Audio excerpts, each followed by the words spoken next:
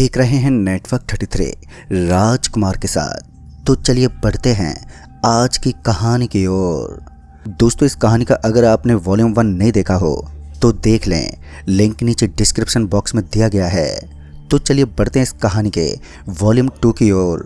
दोस्तों, उस शाम जब काम से छुट्टी हुई तो हमेशा की तरह मैं निक्कू भैया की चाय की दुकान पर बैठ गया। अभी मैं चाय पी ही रहा था कि मेरी नज़र मनोज भाई पर पड़ी। वैसे तो मेरी कभी मनोज भाई से दुआ सलाम नहीं हुआ था, पर पता नहीं क्यों मैं जब भी उन्हें देखता तो वो हमेशा उदासी नजर आते, मानो उन्हें कोई बात अंदर से खाई जा रही हो। मनोज भाई किसी से बात भी नहीं करते थे, जिस वजह से मैं भी चाहकर भी बात नहीं कर पाया। अभी मैं मनोज भाई की तरफ ही देख रहा था कि तभी मनोज भाई अचानक ही चाय पीते पीते नीचे गिर पड़े। मैं फौरन ही उठा और मनोज भाई को सहारा देते उठाया। अभी मैंने मनोज भाई को उठाया ही था कि मैंने नोटिस किया कि मनोज भाई बेसुध हैं, जिस वजह से मैं और निक्कू भैया मनोज भाई को वहीं के नज़दीकी दवाखाना ले गए। डॉक्टर ने मनोज भाई को देखते ही कह दिया कि ये तो बहुत कमज़ोर हैं, पानी चढ़ाना होगा।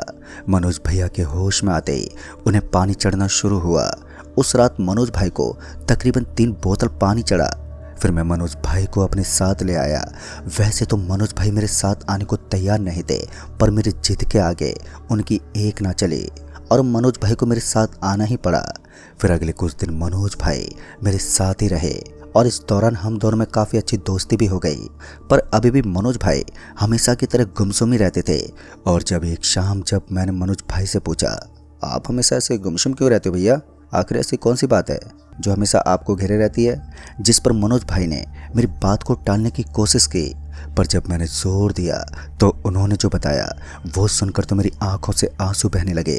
दरअसल उन्होंने बताया कि आज से तकरीबन 7 महीने पहले एक कब्रिस्तान के मालिक ने उन्हें 1 लाख रुपए महीने का झांसा देकर मनोज भाई को एक ऐसे काम के लिए राजी कर लिया, जिसमें उन्हें कब्रिस्तान के दक्षिण हिस्से में बनी झोपड़ी में मनोज भाई को एक मुर्दे को पानी पिलाकर उसके कान में कहना था, सोते रहो। और जिस काम को मनोज भाई ने बीच में ही छोड़ दिया, जिसके चलते इसका खामियाजा मनोज भाई के घर वालों को अपनी जान देकर भुगतना पड़ा। और इसी के चलते मनोज भाई एक जिंदा लाश बन गए थे।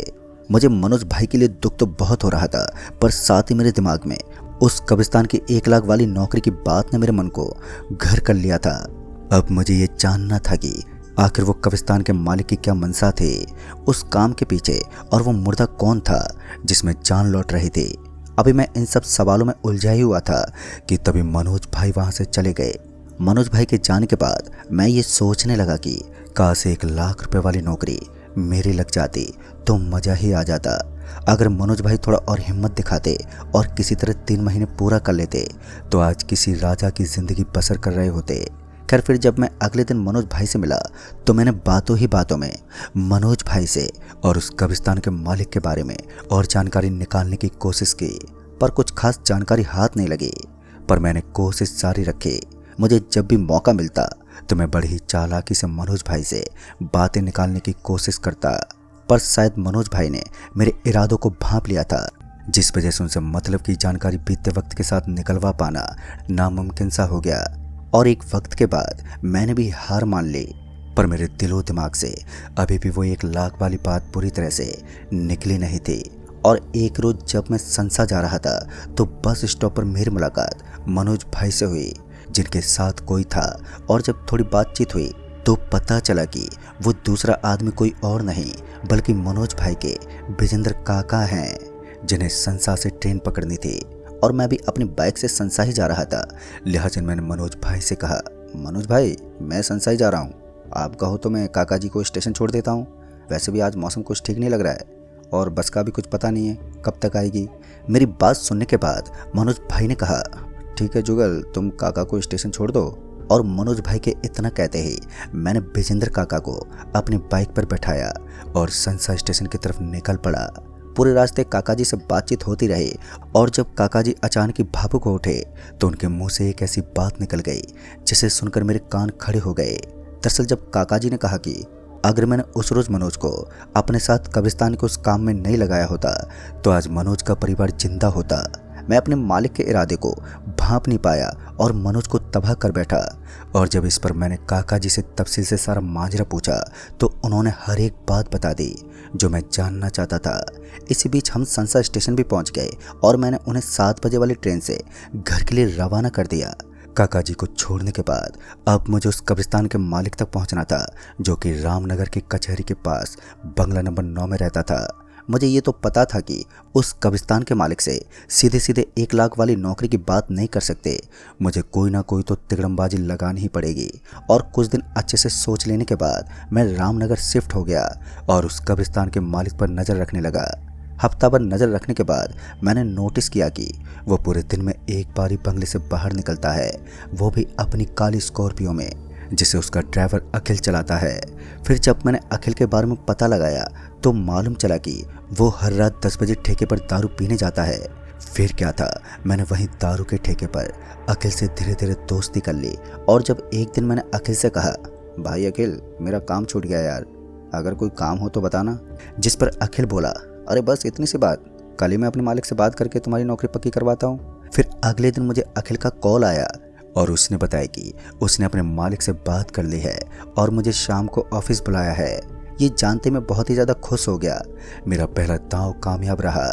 फिर जब शाम को मैं अखिल के मालिक से मिलने उनके ऑफिस पहुंचा तो अखिल ने अपने मालिक से मिलवाते हुए कहा, ये जुगल है, मेरे गाँव का दोस्त, मैंने इसी के बारे में आपसे बात की थी। जिस पर मालिक ने कहा, ठीक है, इसे जमील से मिलवा दो, वो देख लेगा। और ये बोलकर मालिक वहां से चले गए और वहीं अखिल मेरे को लेकर जमील के पास पहुंचा। फिर जमील से बात करने पर जमील ने कहा, अभी तो कोई काम नहीं है, पर मालिक ने कहा है तो कल से काम पर आ जाना। फिर जब मैंने तनख्वाह की बात की तो जमील ने कहा कि अभी तो फ़िलहाल के लिए 9,000 रुपये मिलेंगे, फिर जब काम तय हो जाएगा तो काम के हिसाब से तनख्वाह फिक्स कर देंगे। पैसों की बात करने के बाद मैं ऑफिस से निकला और घर पहुंचने के बाद मैं अगले दिन की तैयारी में जुट गया। फिर जब मैं सुबह ऑफिस पहुंचा तो सबसे पहले मैं जमील से मिला।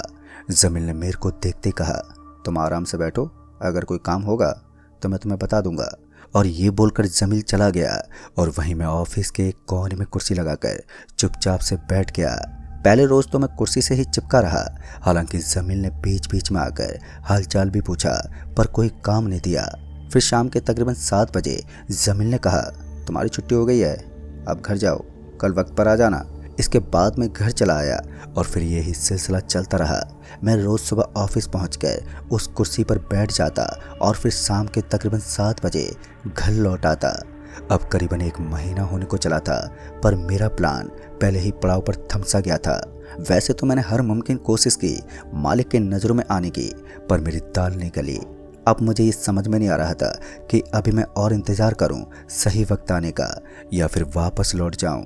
इसी कसमकस में 1 महीना भी पूरा हो गया और मुझे पहली तनख्वाह जो कि 9,000 थी वो मिल गई। पर मैं तो 1 लाख महीने की सोच कर आया था, पर मेरे हाथ सिर्फ 9,000 ही लगे थे, जिससे मैं बहुत ही निराश हो चुका था। और जब दूसरा महीना भी ऐसे ही गुजर गया तो मेरी हिम्मत ने जवाब दे दिया और मैंने नौकरी छोड़ने का मन बना लिया। और जब मैं उस शाम ऑफिस से घर लौटा तो अपना बोरिया बिस्तर समेटकर अपने पुराने ठिकाने की तरफ निकल पड़ा। अभी मैं बस स्टॉप पर बैठा अपने बस के आने का वेट ही कर रहा था कि तभी जमील का फ़ोन आ गया। जमील ने फ़ोन पर कहा, जुगल, तुम मुझे अभी लाल चौक पर मिलो, कुछ ज़रूरी बात करनी है। जमील के ये कहते ही पता नहीं क्यों मेरी उम्मीद एक बार फिर से जाग गई और मैंने फ़ौरन ही जवाब देते हुए कहा, ठीक है जमील, मैं अभी लाल चौक पर पहुंचता हूँ। मैंने फ़ौरन ही अपना सामान वहीं बस स्टैंड के ढाबे वाले के पास रखते हुए ढाबे वाले से बोला, भैया मैं कुछ देर के लिए अपना सामान छोड़ के जा रहा हूँ, ज़रा ख्याल रखना। चूँकि ढाबे वाले से मेरी जान पहचान थी तो उसने मना नहीं किया और ढाबे पर सामान रखने के बाद मैं निकल पड़ा लाल चौक की तरफ जमील भाई से मिलने। फिर जब मैं लाल चौक पहुँचा तो जमील भाई पहले से वहाँ पर पहुँचे हुए थे। मेरे आते ही जमील भाई मुझे एक चाबी देते हुए बोले, ये मालिक के पुराने हवेली की तहखाने की चाबी है, तुम्हें उस तहखाने के संदूक से एक चमकीला पन्ना लेकर आना है, पर ध्यान रहे जिस दरवाजे से तुम उस तहखाने में दाखिल होगे उस दरवाजे से बाहर मत आना। और ये बोलकर जमील भाई ने मुझे उस हवेली तक पहुंचने का रास्ता बताया और फिर वो वहां से चले गए। जमील भाई के जाने के बाद मैं ये सोचने लगा कि अब ये भला कौन सा काम मिल गया। फिर कुछ सोचने के बाद मैं हवेली की तरफ निकल गया और जब मैं उस हवेली पर पहुंचा तो मैंने पाया कि वो हवेली जर्जर हालत में है। यहाँ तक कि उस हवेली की ऊपरी 2 मंजिलें ढह चुकी थी और जंगली बेल पौधों ने उस हवेली के ज़्यादातर हिस्सों को अपने कब्जे में कर चुकी थी। फिर जब मैं उस हवेली में दाखिल हुआ तो अंदर एक ऐसा रास्ता था जो हवेली के नीचे की तरफ जा रहा था। शायद ये रास्ता उस तय खाने की तरफ जा रहा था। फिर जब मैं उस रास्ते से होते हुए उस तय खाने तक पहुंचा तो मैं ये देखकर हैरान हो गया कि उस तय खाने में पहले से ही बहुत से लोग मौजूद हैं, जिनमें से काफ़ी लोग मुर्दों की तरह लेटे हुए थे और जो कुछ लोग जिंदा थे वो थोड़ा बहुत हिल-डुल रहे थे। उनकी भी हालत कुछ खास ठीक नहीं थी। फिर जब मेरी नज़र वहाँ बिखरी चाबी पर पड़ी तो मैं थोड़ा सदमे में आ गया, क्योंकि जो चाबियाँ वहाँ बिखरी पड़ी थी ठीक वैसे ही एक चाबी मेरे पास भी थी। मतलब कि जमील ने ही इन सब लोगों को यहाँ पर भेजा था, पर इनमें से कोई वापस नहीं लौट पाया। अभी मैं उन सब लोगों को ही देख रहा था कि तभी मेरी नज़र उस बड़े से संदूक पर पड़ी जो हवा में तैर रही थी। और जब मैं उस संदूक के पास पहुंचा तो मैंने अपनी चाबी निकाली और उस संदूक को खोलने के लिए मैं वो चाबी उस संदूक पर लटके ताले में लगाने ही वाला था कि तभी वहाँ अधमरे लोगों में से एक ने मुझे इशारा करते हुए कहा, संदूक मत खोलो। उस आदमी का इशारा समझते ही मैं रुक गया और उस आदमी के करीब जाकर बोला, आपको जमील ने यहाँ पर भेजा था क्या? जिस पर उसने अपना सर हाँ में हिलाया और फिर कुछ देर के बाद बोला, संदूक खोलने से पहले यहाँ से बाहर निकलने का रास्ता खोज लो। एक बार संदूक खुला तो सिर्फ 3 मिनट तक ही तुम्हारा शरीर ठीक से काम करेगा, उसके बाद तुम्हारी हालत हम जैसी हो जाएगी। उस आदमी की बात सुनने और समझने के बाद मैंने सबसे पहले इस तय खाने से बाहर निकलने वाला रास्ता खोजने का फैसला किया। मुझे जमील की वो बात याद थी कि उस दरवाजे से बाहर नहीं जा सकते जिस दरवाजे से अंदर आए हैं, और इस तय खाने में भी कुछ ऐसा नहीं था जिससे बाहर निकला जा सके। सिर्फ और सिर्फ एक ही रास्ता था जिससे होते हुए मैं यहाँ तक पहुँचा था। मतलब कि इस तय खाने से तो नहीं, पर इस हवेली में कहीं वो रास्ता था जिससे बाहर निकला जा सकता था। मैं फौरन ही उस तय खाने से बाहर निकलकर हवेली के उस दरवाजे पर आया जिससे मैं इस हवेली में दाखिल हुआ था। हवेली में चारों तरफ नज़र दौड़ाने के बाद मैंने पाया कि वहाँ कोई दूसरा दरवाज़ा नहीं है, और तो और ऊपरी मंजिल तक जाने वाली सीढ़ियाँ भी बुरी तरह से ढही हुई हैं। मतलब कि यहाँ से बाहर निकलने का कोई दूसरा रास्ता नहीं है। कुछ देर सोचने के बाद मेरा ध्यान उस इकलौते दरवाजे पर गया जिससे मैं अंदर आया था। मुझे लगा कि क्यों ना एक बार देख लूं कि आखिर इसी दरवाजे से जाने से क्या होता है, और ये सोचकर मैं उस दरवाजे से बाहर निकला। उस दरवाजे से बाहर आने पर मैंने पाया कि सब कुछ नॉर्मल ही है। मतलब कि जमील ने जानबूझकर इस दरवाजे से बाहर निकलने से मना किया था। ये समझते हैं कि यही बाहर जाने का रास्ता है, मैं फौरन ही उस तय खाने में पहुंचा जहां वो संदूक अभी भी हवा में तैर रहा था। वैसे तो मुझे घबराहट हो रही थी, पर मैं किसी तरह अपना जिगरा मजबूत किए हुए था, और जैसे ही मैंने उस संदूक पर लटके ताले को खोला तो वैसे ही संदूक धड़ाम से नीचे ज़मीन पर गिर पड़ा। संदूक के ज़मीन पर गिरते ही मुझे ऐसा लगा कि मेरे ऊपर कुछ बहुत ही भारी भरकम चीज़ आ पड़ी हो। अब मैं सही से खड़ा भी नहीं हो पा रहा था, और जब मैंने किसी तरह उस संदूक को खोला तो मैंने देखा कि वो संदूक अंदर से बहुत गहरी है, मानो वो कोई संदूक नहीं बल्कि कोई सुरंग हो। अभी मैं उस संदूक में झांक ही रहा था कि तभी मुझे एहसास हुआ कि मेरा पूरा बदन अब सुनने यानी बेजान पड़ने लगा है। अब जहाँ एक और मेरा शरीर धीरे धीरे साथ छोड़ रहा था तो वहीं मैं किसी तरह वहाँ से निकलने की कोशिश में लगा था। पर इससे पहले मैं वहाँ से निकल पाता कि अचानक ही वहाँ मुर्दा पड़े लोगों के शरीर में फिर से जान लौट आई। पर उनकी सफ़ेद पड़ी आंखों और मुंह से निकलते लार्वा से ये साफ था कि ये इंसान नहीं है। मैं अपने आप को ज़मीन पर घसीटते हुए थोड़ा आगे बढ़ा ही था कि उन सब मुर्दों ने मुझे दबोच लिया और मेरे को किसी पुतले की तरह ज़मीन पर खींचने लगे। कुछ ही देर में मेरी हालत इतनी बुरी हो गई कि अब मुझे दर्द का भी एहसास नहीं हो रहा था। भगवान की नेमत से मेरी सांस अभी भी चल रही थी, पर मुझे पता था कि अगले चंद मिनटों में मेरी सांसें भी मेरा साथ छोड़ जाएंगी कि तभी उन मुर्दों ने मुझे इतनी ज़ोर से उछाला कि मैं उस संदूक के पास जा गिरा। उस वक्त ना जाने मुझे क्या सूझा कि मैं उन मुर्दों से बचने के लिए उस संदूक में ही कूद गया। उस संदूक में कूदने के बाद जब मैं उस संदूक के तली पर गिरा तो मुझे एक ज़ोरदार झटका लगा, और उस ज़ोरदार झटके के साथ मेरी आंखें बंद हो गई। और जब मेरी आंखें खुली तो मैंने देखा कि सामने जमील खड़ा हंस रहा है। जमील को हंसता देख मैं उस पर चीखते हुए बोला, तुमने जानबूझकर मुझे मरने के लिए उस हवेली में भेज दिया था, मैं तुम्हें छोड़ूंगा नहीं, तुमने गलत आदमी से पंगा ले लिया है। अभी मैं जमीन पर बरस ही रहा था कि तभी मालिक वहां पर आ पहुंचे और मेरे सामने नोटों से भरा हुआ बैग रखते हुए बोले, ये 10 लाख रुपए हैं, और हाँ, हमने जानबूझकर तुम्हें उस हवेली में भेजा था, पर तुमसे पहले भी हमने 762 लोगों को उस हवेली में भेजा था, पर उनमें से कोई नहीं लौटा। तुम एक इकलौते हो जो उस हवेली से बाहर आए हो, क्योंकि तुम्हारी तकदीर बुलंद है और मुझे एक ऐसे ही शख्स की तलाश थी जो किस्मत का धनी हो। अभी तुम्हारे पास 2 रास्ते हैं। पहला ये कि ये नोटों से भरा बैग लेकर चुपचाप चले जाओ, या फिर अपनी किस्मत का इस्तेमाल करके 9 दिनों में करोड़ के मालिक बन जाओ। इतना बोलने के बाद मालिक वहाँ से चले गए और मालिक के जाने के बाद जमील बोला, कोई भी फैसला लेने से पहले अच्छे से सोच लेना, क्योंकि जो काम अब तुम्हें मालिक देंगे वो इससे कहीं ज़्यादा खौफनाक और दर्दनाक होगा। यह बोलकर जमील भी वहाँ से चला गया और मैं उस कमरे में बैठा सामने रखे पैसों को घूरने लगा और ये सोचने लगा कि क्या करूँ। फिर अगले दिन जमील आया तो मैंने जमील से कहा, जमील भाई मैं कुछ तय नहीं कर पा रहा हूँ। जिस पर जमील भाई ने कहा, ये पैसे लो और कुछ दिन अच्छे से खाओ पियो, और जब दिमाग सोचने के काबिल हो जाए तो फैसला ले लेना। जमील भाई के कहने पर मैं वहाँ से वो 10 लाख रुपए लेकर अपने गांव चला आया। घर पहुँचने के बाद मैं उन 10 लाख रुपए में ऐसे खोया कि मुझे फिर किसी बात की फिक्र ही नहीं रही, और बीतते वक्त के साथ वो ढेर सारे पैसे भी कम होते गए। पर अब तक पैसों की गर्मी मेरे सर चढ़ चुकी थी और मुझे फिजूल के खर्चों की इतनी बुरी लत लग गई थी कि कब मैंने वो 10 लाख रुपए खर्च कर दिए पता ही नहीं चला।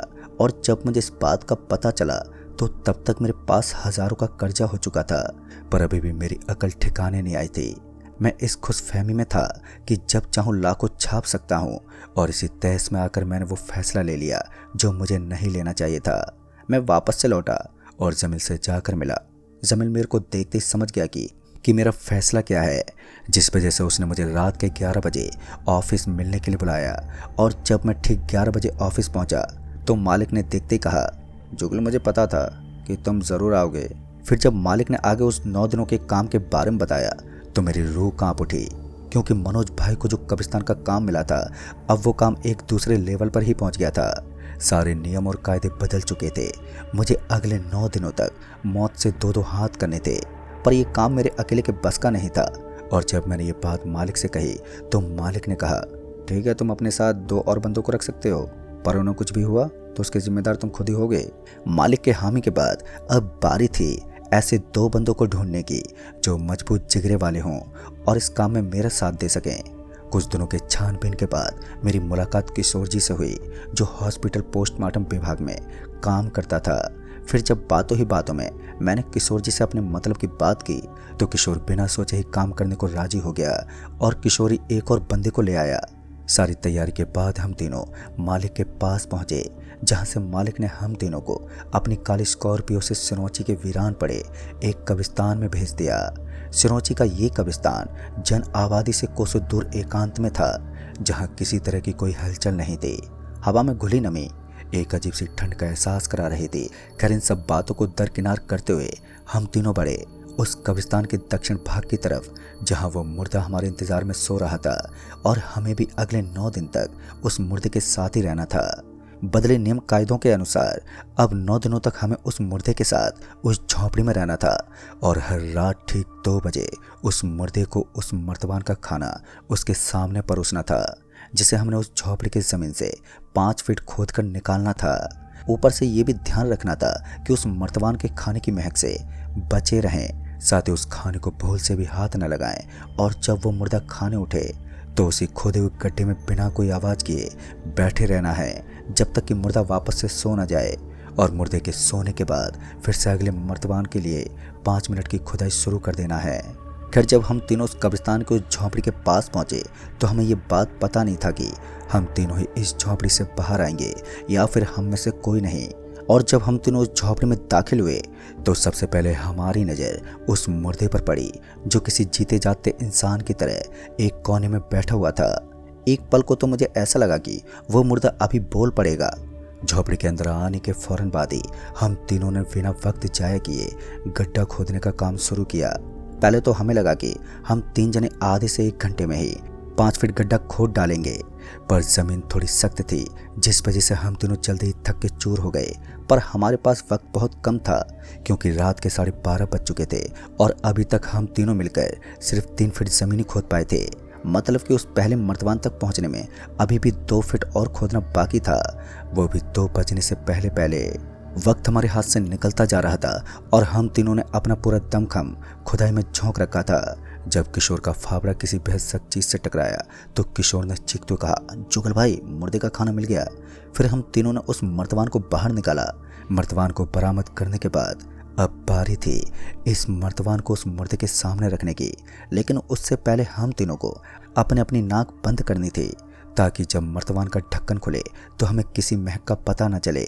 अपने अपनी नाकों को अच्छे से ढकने के बाद मैं उस मर्तबान को लेकर उस गड्ढे से बाहर निकला और उस मुर्दे के आगे उस मर्तबान को रखकर उसका ढक्कन खोल दिया और ढक्कन खोलते ही मैं फौरन ही उसी गड्ढे में चला आया और हम तीनों चुप करके बैठ गए।